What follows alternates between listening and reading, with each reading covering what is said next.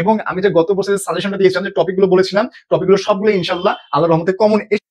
আর মাত্র 30 দিন বাকি। আমি এখনো ঢাকা ভার্সিটি প্রিপারেশন গুছিয়ে নিতে পারিনি। আমি বিভাগ পরিবর্তন করে পরীক্ষা দিব এবং কোন কোন টপিক থেকে কতটা করে প্রশ্ন আসে বা প্রশ্ন প্যাটার্ন কিরকম হয় আমি এই বিষয়গুলো জানি না, এবং 30 দিন কিভাবে প্রিপারেশনটা গুছাবো সেই বিষয়টা আমার জানা দরকার। তাহলে এই ভিডিওটি তোমার জন্য, তাই ভিডিওটি এক্ষুনি ফার্স্ট টু লাস্ট দেখো, আশা করি তোমার অনেকটা উপকার হবে।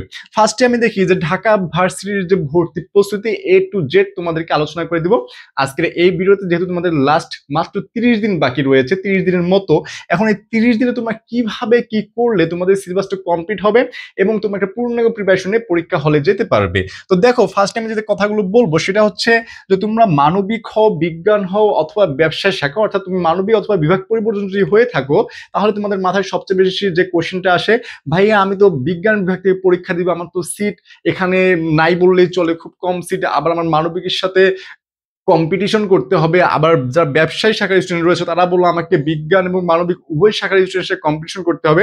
এই কনসেপ্টটা তোমাদের ভাইয়া একদম ভুল। কেননা তোমরা যদি বিজ্ঞান থেকে মানবিক বিভাগে পরীক্ষা দাও, তাহলে তোমাদের বিজ্ঞানের জন্য আলাদা সিট রয়েছে এবং ব্যবসা শাখার স্টুডেন্টের জন্য আলাদা সিট রয়েছে, যার কারণে তোমাকে মানবিক বা ব্যবসা শাখার স্টুডেন্টের সাথে কোনো রকমের কম্পিটিশন হবে না, এবং যারা ব্যবসা শাখার স্টুডেন্ট রয়েছে তাদের সাথে মানবিক বা বিজ্ঞান বিভাগের স্টুডেন্টদের কোনো রকমের কম্পিটিশন হবে না, তোমরা স্ব ইউনিটের স্টুডেন্টের সাথে কম্পিটিশন করবে। এখন দেখো যে মানবিক, এই মানবিক থেকে আমাদের টোটাল সিট রয়েছে 1733টির মতো, ঠিক আছে। তুমি যে মানবিক বিভাগের হও এবং যে মানবিকের পরীক্ষা দাও 1733টার মতো সিট পাবে, এবং বিজ্ঞান বিভাগ থেকে মেবি 950টার মতো সিট রয়েছে, প্লাস মাইনাস হতে পারে। এবং যে ব্যবসায়ী শাখার স্টুডেন্ট তাদের সিট কিছুটা কম রয়েছে, তাদের সিট রয়েছে 265টার মতো। হ্যাঁ, এখন এই যে ব্যবসা শাখার স্টুডেন্ট তারা কিন্তু বিজ্ঞান ও মানবিকের সাথে কোনো রকমের কম্পিটিশন নেই, তাদের কম্পিটিশন শুধুমাত্র ব্যবসা শাখার স্টুডেন্টের সাথে।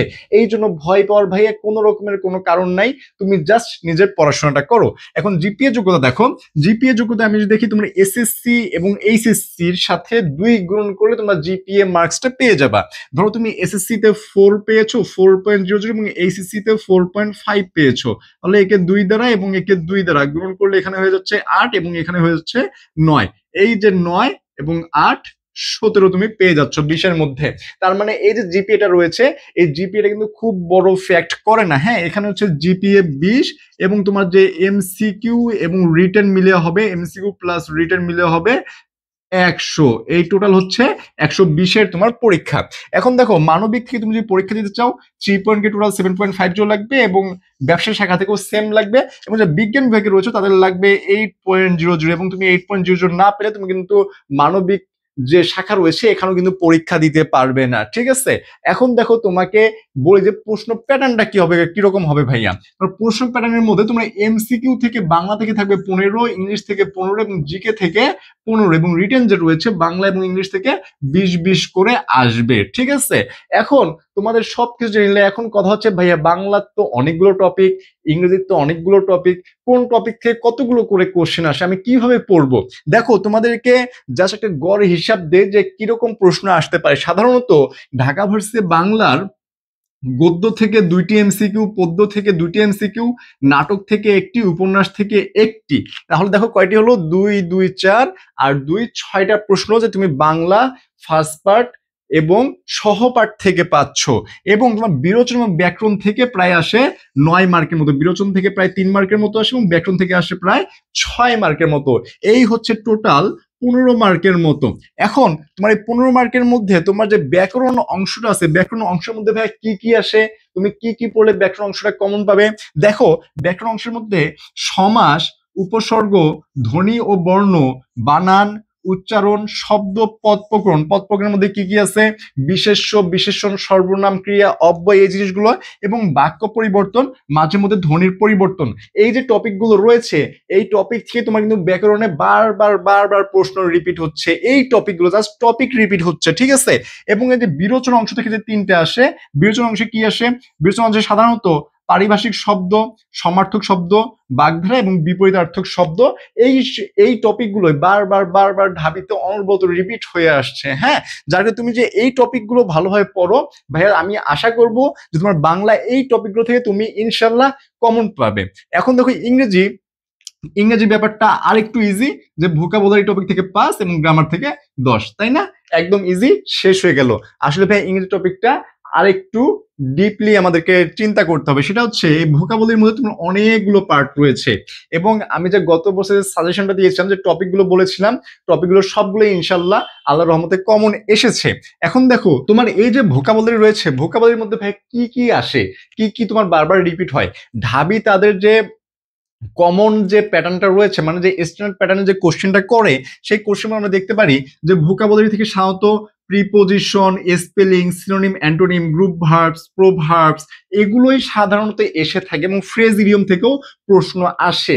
যদি ডিপলি তারা কোশ্চেন না করে, তাহলে সাধারণত এই প্যাটার্নটা ফলো করে। আমরা এগুলো বিগত অনেক বছরে দেখেছি, যে phrase, preposition, spelling, synonym, antonym, group verbs, proverbs এগুলো থেকেই সাধারণত প্রশ্নগুলো বারবার রিপিট হয়ে আসে, এবং যে বেশি আসে সেটা হচ্ছে প্রিপোজিশন থেকে সাধারণত 2টা প্রশ্ন চলে আসে, স্প্রিং থেকে একটা, সিনোনিম থেকে একটা, গ্রুপ ভার্বস থেকে কোনো সময় আসে কোনো সময় আসে না, এবং ফ্রেজ ইডিয়মস থেকে মাঝে মধ্যে একটা চলে আসে, প্রভাব থেকে আসতে পারে, নাও আসতে পারে।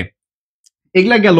এবং ফিগার অফ স্পিচ থেকে তুমি একটা কমন পেতে পারো, যে ফিগার অফ স্পিচ হচ্ছে ইংরেজি যে অলংকার, যে তুমি সাজাবা গুছাবা যেভাবে, সেটা হচ্ছে ফিগার অফ স্পিচ। তোমার যে সিমিলি, মেটাফোর যে রয়েছে, এগুলো থেকে তোমার 1 মার্ক আসতে পারে, আবার নাও আসতে পারে, ঠিক আছে?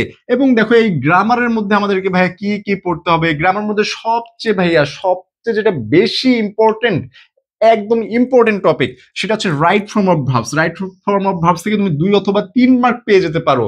দেখো তোমার একটা টপিক থেকে 2 অথবা 3 মার্কস খুব ইজি মনে হচ্ছে, আসলে এতটা ইজি না। কারণ রাইট ফর্ম ভার্বস এর মধ্যে তোমার অনেক টপিক রয়েছে, তোমার নাউন রয়েছে, ভার্ব রয়েছে, অ্যাডভার্ব রয়েছে, অ্যাডজেক্টিভ রয়েছে।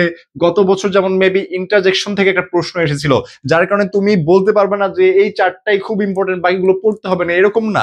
তোমার এই পার্টস অফ স্পিচ থেকে যে কোনো টপিক থেকে প্রশ্ন আসতে পারে, যার কারণে এই যে গ্রামার পার্টটা রয়েছে, এই গ্রামার পার্টগুলো তুমি যে ভালো করে পড়ো, তোমার দেখবে যে তোমার একদম হুবহু কমন চলে আসতেছে টপিকগুলো।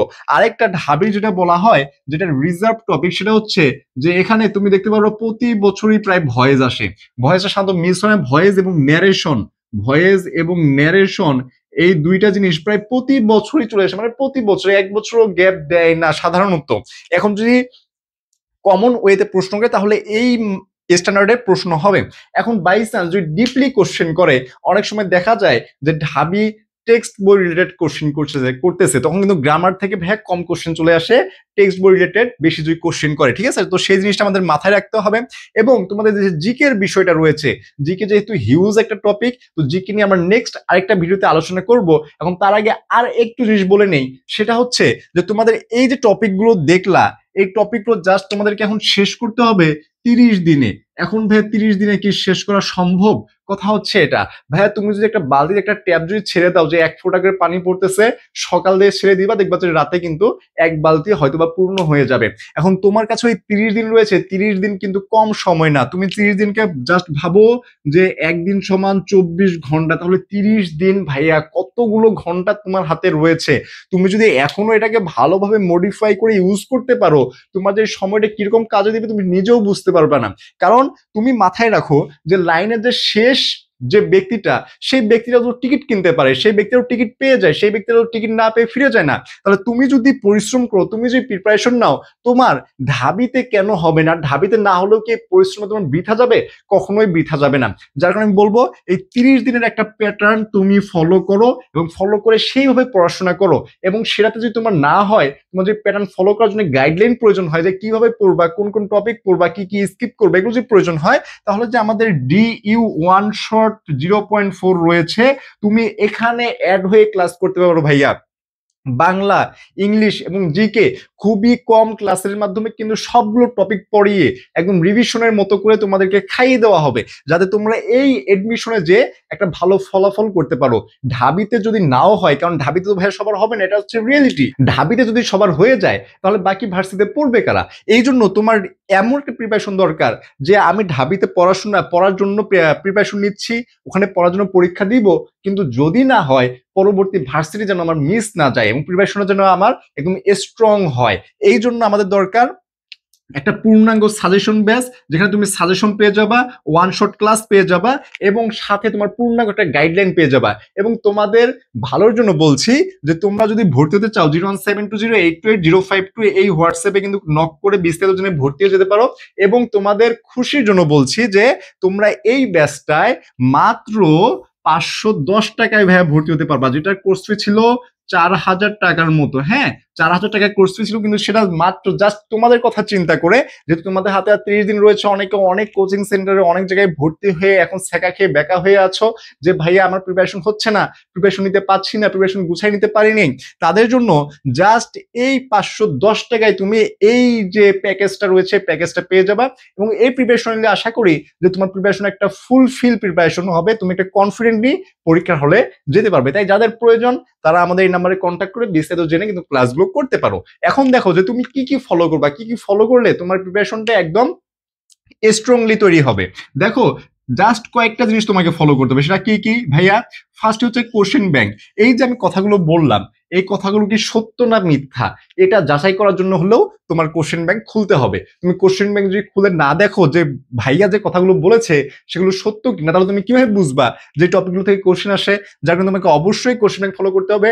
এবং তুমি যে কয়েকটা সালের কোশ্চেন ব্যাংক ফলো করো, তাহলে তুমি দেখবা যে কোন কোন টপিকগুলো বারবার রিপিট হয়ে আসতেছে। সেই টপিকগুলো তুমি যদি পড়ো, তখন দেখবা যে সেই টপিক থেকেই ঢাবিতে এবারও প্রশ্ন চলে আসতেছে। যার কারণে কোশ্চেন ব্যাংক আমাদেরকে অবশ্যই ফলো করতে হবে। এবং এখানে সবচেয়ে বেশি ইম্পর্টেন্ট হচ্ছে এক্সাম দেওয়া। এই টাইমে তোমার ভাইয়া এক্সাম প্রচুর পরিমাণে দিতে হবে। তুমি দরকার এক্সাম বেসে ভর্তি হও, তোমাকে এক্সাম দিতে হবে। কারণ এই টাইমে তুমি যে এক্সাম না দাও, তুমি যে এক্সামের ফিল, সেই ফিলটা পাবা না। এই ফিল নিতে হবে তোমাকে, না নিলে তোমার জন্য ঢাবি আসলে তৈরি হয়নি। এরপর হচ্ছে রিভিশন দেয়া। ভাইয়া তুমি তো অনেক পড়েছো, বা অনেকে এখনো পড়োই নাই।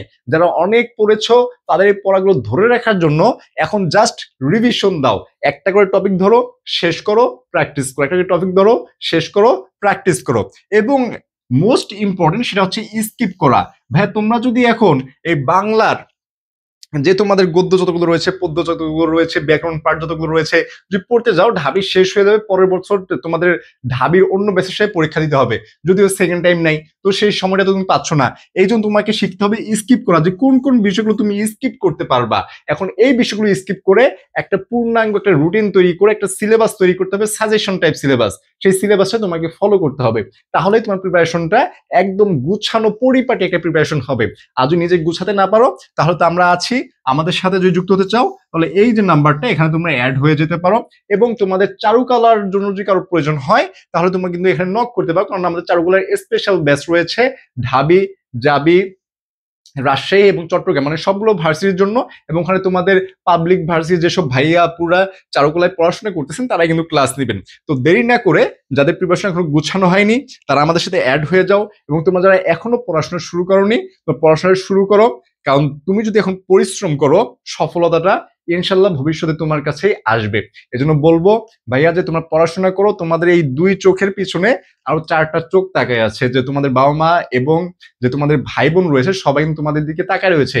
বাবার 2টা চোখ এবং মায়ের 2টা চোখ অনবরত তোমাকে দেখতেছে যে আমার ছেলে আমার মেয়েটা কি করবে, আমার ছেলে এবং আমার মেয়েটা কি পড়াশোনা করতেছে, তাদেরকে চান্স হবে কিনা। তুমি পরিশ্রম করো, চান্স পাওয়া বা না পাওয়া সেটা তো আল্লাহর হাতে। রিজিক তো আমাদের আল্লাহ তাআলা আগেই তৈরি করে রেখেছেন। তাই তুমি পরিশ্রম করে যাও। চান্স যদি হয় তো আল্লাহর শুকরিয়া, যদি চান্স না হয় তবু আল্লাহর শুকরিয়া। আল্লাহ হয়তো বা ভবিষ্যতে আরো ভালো কিছু রেখেছেন, কিন্তু পরিশ্রমটা আমাদেরকে করতেই হবে। তাই তুমি পরিশ্রম করো, দিন শেষে দেখা যাক কি হয়।